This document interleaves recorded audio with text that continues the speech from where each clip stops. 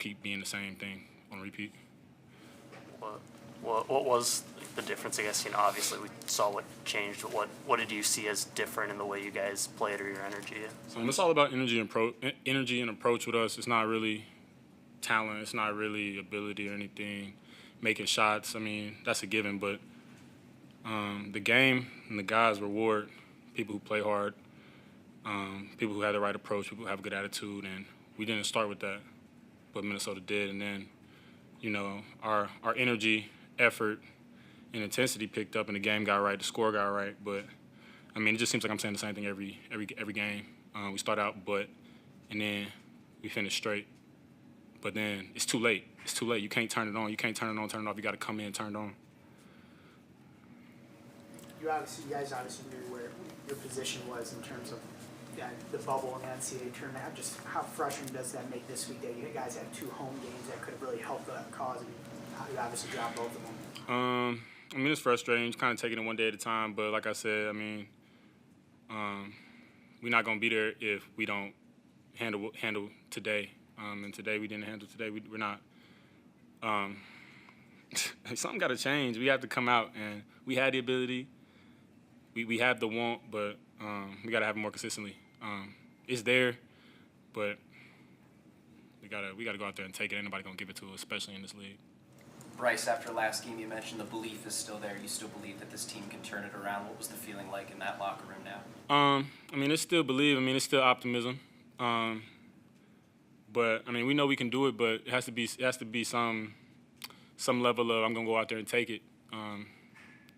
Has to be some level of going out there and taking. Nobody's gonna give it to us. I can't say anything else other than that. It's in there. It's in our hearts, but it has to come out. It has to come out. And for that last, 15 and a half, 16 minutes, it was coming out. It was showing. But the other 24, it was not there. But Minnesota had it the whole game. We climbed back in, but they still had the intensity. We just made our run. But, we can really run teams out the gym, shoot teams out the gym, and really lock people down. But tonight we did not do that for, the first 25 minutes. What's the emotion with this one? Is it more disappointment, frustration, anger, something else, combination of all of it? It's probably a little bit of all of it just because it's a loss for one. It's a loss at home. And like you mentioned, we on the bubble, but still optimism. We still got hope. We still got fight. We're not going to give up. But, something got to change. We have to come out and play a full 40 minutes now. We should have been doing that the whole season, but now it's just like you got to be stressed 40 minutes, next possession, 40 minutes, until we ain't got no more. What was your perspective on that last play where Rigsby hits that 3, and what do you think just allowed him to have the success he did today? The way we came out, we got him comfortable. We let him get comfortable, and then he felt comfortable enough to take the last shot, a big shot, and credit to him for making it. But it wasn't that special. But yeah, credit to him. But we came in there and let him get comfortable, and then that's all a player needs is to get comfortable, see a couple go through, and then it's good night, Irene. Anything else, Bryce?